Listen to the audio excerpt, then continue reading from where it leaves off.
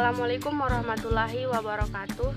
Halo, perkenalkan saya Khairunisa Brutu dengan NIM 210306004. Saya dari kelas A, Prodi Peternakan, Fakultas Pertanian, Universitas Sumatera Utara.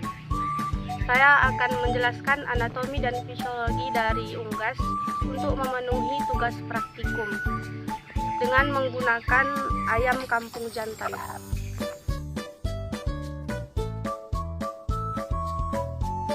Ini ada caput atau kepala, kemudian ada kolum atau leher, yang ketiga ada truncus atau badan, yang keempat ada ekstremitas anterior, yang kelima ada ekstremitas posterior, dan yang terakhir ada caudal atau ekor.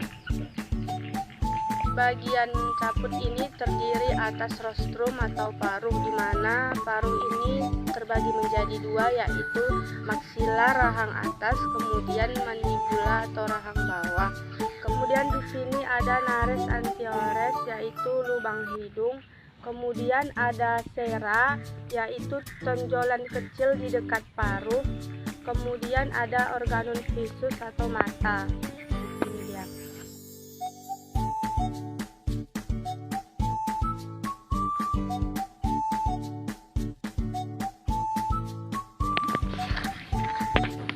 Yang pertama yaitu ada mulut. Mulut ini berfungsi untuk mengambil makanan dan minuman untuk diteruskan ke laring dan esofagus.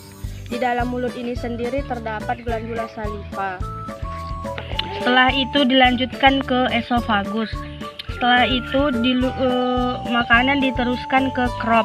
Baiklah, kita akan melihat isi crop ini. Crop ini atau tombolo ini berfungsi untuk menyimpan makanan untuk sementara. Dapat kita lihat bahwa makanan di dalam tombolo ini masihlah sempurna. Beras-berasnya masih kasar, makanannya masih kasar. Kemudian setelah dari crop dilanjutkan ke proventriculus, yaitu lambung sejati.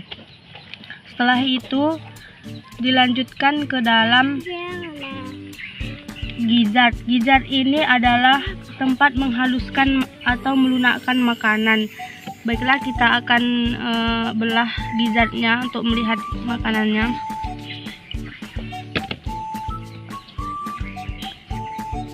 Nah, ini adalah makanan di dalam gizzard, di mana makanannya sudah terlihat lunak dan halus. Dapat kita lihat bahwa terdapat batuan-batuan kecil di dalamnya, di mana batuan kecil ini disebut dengan girt. Girt ini adalah batuan kecil yang membantu untuk melunakkan makanan. Selanjutnya kita masuk ke dalam intestinum tenue.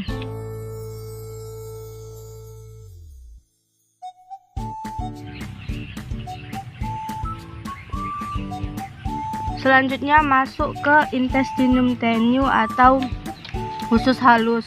Usus halus ini terbagi menjadi 3 bagian, yaitu duodenum, lalu ada ileum, di mana duodenum dan ileum ini berfungsi sebagai tempat penyerapan air, natrium dan mineral. Kemudian yang terakhir ada jejunum. Jejunum ini berfungsi sebagai tempat meneruskan sisa-sisa dari duodenum dan jejunum tadi. Selanjutnya masuk ke intestinum crassum. Di dalam intestinum crassum ini terdapat seka, rectum sebagai absorpsi sisa-sisa metabolisme pada makanan. Dan yang terakhir terdapat kloaka. Kloaka ini berfungsi sebagai saluran urin, feses dan genital.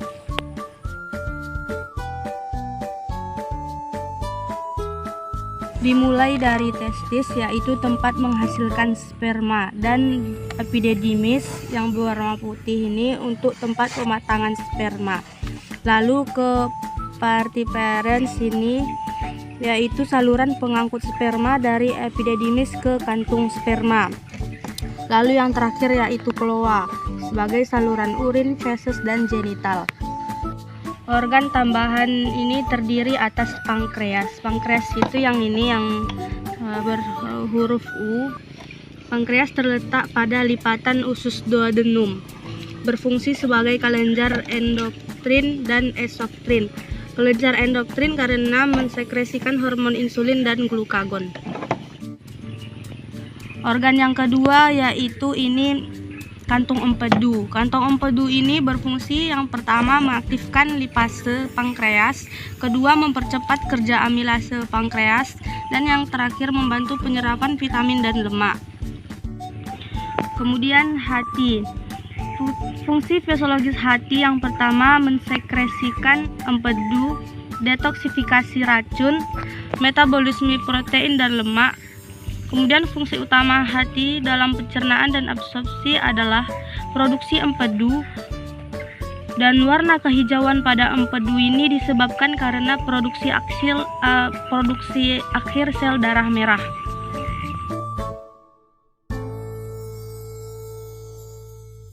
Dimulai dari nares atau lubang hidung, kemudian berlanjut ke laring.